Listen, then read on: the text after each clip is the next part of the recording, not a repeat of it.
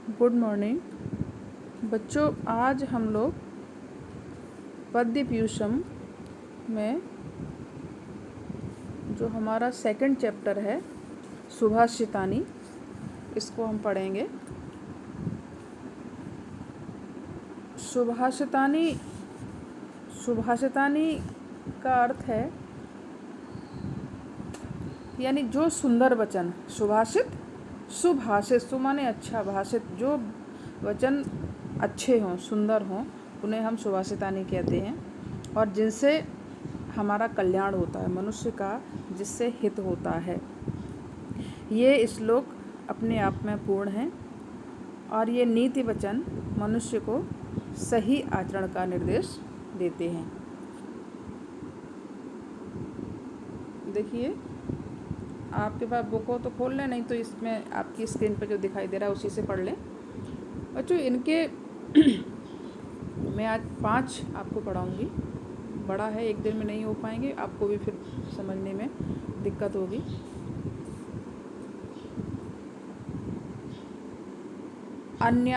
अन्यायो उपार्जितं वित्तं 10 वर्षाणि तिष्ठति, प्राप्ते चैकादशे वर्षे समूलं तद विनश्यति।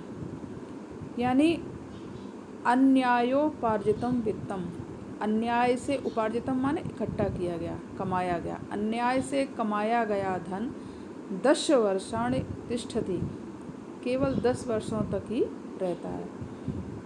प्राप्ते चैक एकादशे, प्राप्ते च एकादशे वर्षे समूलम तद विनश्यति। और 11वीं वर्ष आने पर, यानी 11वां वर्ष आने पर वर्षे समूलम तद विनश्यति, उसका मूल सहित विनाश हो जाता है। यानी आपके पास जो मूल धन है उसके सहित उस कमाए हुए सारे धन का विनाश हो जाता है। अन्याय से उपार्जित धन केवल 10 वर्षों तक ही रहता है। 11वां वर्ष आने पर वह मूल सहित नष्ट हो जाता है। दूसरा श्लोक देखिए।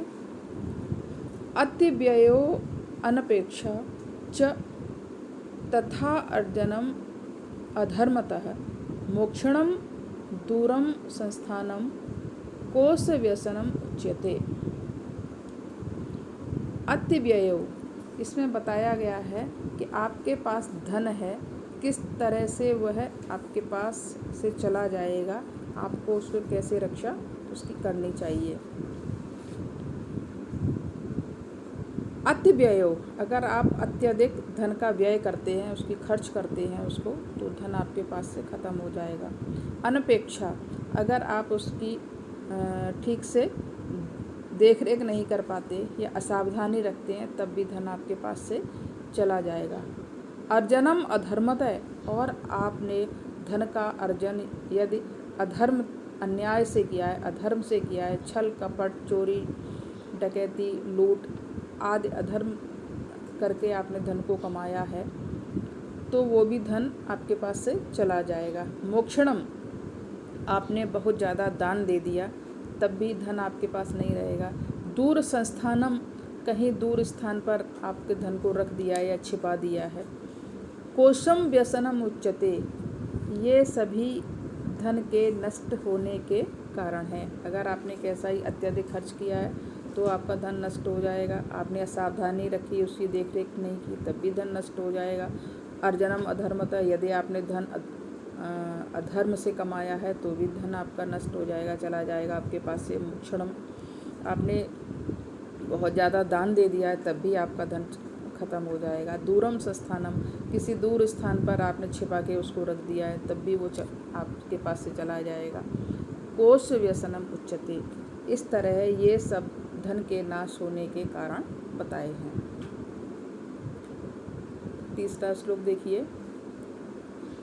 नालसा प्राप्नुवन्त अर्थान, न शठा न च मायनः, न च लोकापवादभीता, न च शाश्वत प्रतीक्षणा। नालसा, अब इस श्लोक में बताया गया है कि मनुष्य को सही आचरण करना चाहिए। आचरण के विषय में बताया कि मनुष्य को सही आचरण करना चाहिए। अगर ऐसा आप नहीं करेंगे तो आपके पास आपको धन की प्राप्ति नहीं होगी। देखिए, ना अलसा यानी आलसी, प्राप्तन्वर्था न शठा, दुष्ट, शठा माने दुष्ट, और चमायना यानी कपटी, छल कपटी, मायावी।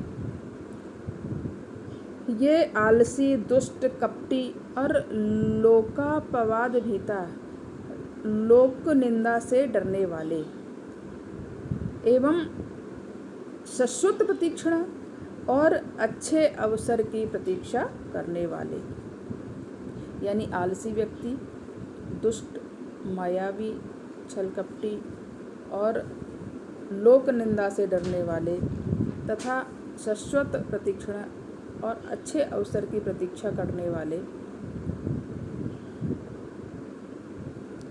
व्यक्तियों को कभी भी धन की प्राप्ति नहीं होती। यानी आलसी हैं आप तो आप कुछ करेंगे ही नहीं, तो कहाँ से धन आएगा। आप दुष्ट हैं तो दुष्टता में ही आपका दिमाग लगा रहेगा, धन की प्राप्ति नहीं होगी। छली कपटी है तब भी आपको धन प्राप्त नहीं होगा। लोक निंदा से डरने वाले हैं तो डर की वजह से आप कोई कार्य नहीं करेंगे। और अच्छे अवसर की प्रतीक्षा अगर आप करते रहेंगे तो इन सब कारणों से आपको धन की प्राप्ति नहीं होगी। अब नंबर 4 देखिए,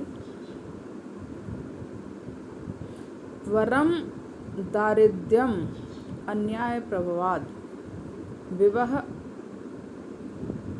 विवाहादिह कृशता अभिमता देहे पीनता न तो शोभता। अब इसमें बताया गया है इस श्लोक में कि अन्याय से अर्जन करना, यानी धन का अन्याय से इकट्ठा करना, उसकी बजाय हम निर्धन रहें तो ज़्यादा अच्छा है। हमें धन को अन्याय से इकट्ठा नहीं करना चाहिए। वरम दारिद्र्यम अन्याय प्रभवात विवादिह कृष्ता अभिमतो देहे पीनता न तो शोभता। ये नीचे वाले जो लाइन है ये आपकी सूक्ति भी है, आपके एग्ज़ाम में सूक्ति की तरह आती है। शोभता कहते हैं सूजन को और पीनता कहते हैं मोटापा। जैसे जिस व्यक्ति के शरीर में सूजन आ जाती है और सूजन की वजह से मोटा दिखने लगता है, तो उस मोटापे से तो शरीर की दुर्बलता ही अच्छी है, क्योंकि सूजन जो है उससे अगर आप मोटे हुए हैं तो एक वो बीमारी है।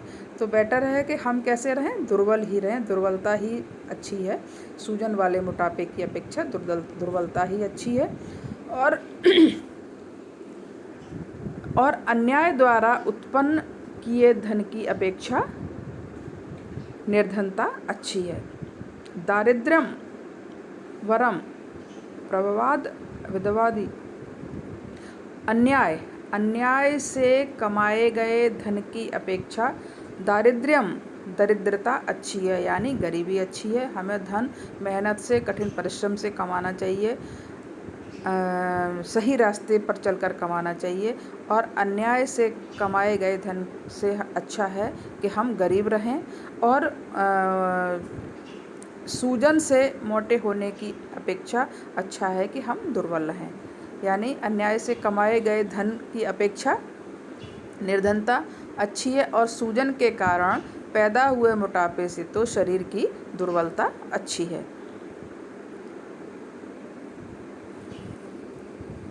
अब देखिए, अर्थनाशम मन संतापम ग्रहे दुश्चरितानि च वचनम च अपमानम च मतिमानम प्रकाशयेत। अर्थनाशम, संपत्ति का अर्थ माने धन, धन का नाश हो जाने पर, यानी धन संपत्ति का नाश हो जाने पर, मन संताप, मन दुखी होने पर, ग्रहे दुश्चरितानि च, और घर में कोई दुराचरण हो जाने पर, वचनम च अपमानम, अगर आपका अपमान हो जाए, च मतिमानं प्रकाशयेत, और अपने मन के दुख, मतिमानं मन के दुख, इन सब चीज़ों को कभी भी मनुष्य को किसी से नहीं कहना चाहिए। यानी धन नष्ट हो जाने पर, संपत्ति नष्ट हो जाने पर मन के दुख को, घर में होने वाले दुराचरण को, यानी कोई आपको ठग ले जाए, आपको कोई ठग ले, आपका कोई अपमान करे, तो मतिमानं प्रकाशयेत, तो बुद्धिमान व्यक्ति को यह किसी से भी नहीं कहना चाहिए। मतिमान माने, मति माने बुद्धि, मान माने बुद्धिमान। बुद्धिमान व्यक्ति को ये सब चीज़ें किसी से भी शेयर नहीं करनी चाहिए। अगर आप ऐसा करते हैं तो आप ही अपने हंसी का पात्र बनते हैं और दूसरा व्यक्ति उसमें बड़ा खुश होता है। वो आपको, आपकी प्रॉब्लम समझ के उसे सुख मिलता है। तो इन सब चीज़ों से किसी को भी आपको शेयर नहीं करना चाहिए। बच्चों, मैंने ये 5 श्लोक आपको आज कराए हैं। आप इनको 1-2 बार सुन लें तो आपको तैयार हो जाएंगे। आपके टेस्ट की आप लोग पूछ रहे हैं टेस्ट में क्या आएगा, तो टेस्ट में कुछ ग्रामर देंगे, कुछ पार्ट, और हमने आपको जो श्लोक पढ़ा दे रहे हैं इसमें से एक आध श्लोक भी दे सकते हैं। इसके अतिरिक्त आपको मैंने जो फर्स्ट चैप्टर संस्कृत कौमुदी के जो छोटे छोटे प्रश्न उत्तर और बहुविकल्पी प्रश्न उत्तर जो भेजे हैं उसमें से प्रश्न उत्तर भी आएंगे। एक आध चरित्र चित्रण भी लिखवा सकते हैं। फर्स्ट चैप्टर कौमुदी का आप तैयार कर लें। मैंने आपको क्वेश्चन आंसर और चरित्र चित्रण मैंने उसका भेज दिया है। यही सब आएगा, 20 नंबर का होगा, तो आप लोग पढ़ते रहिए। थैंक यू बच्चों।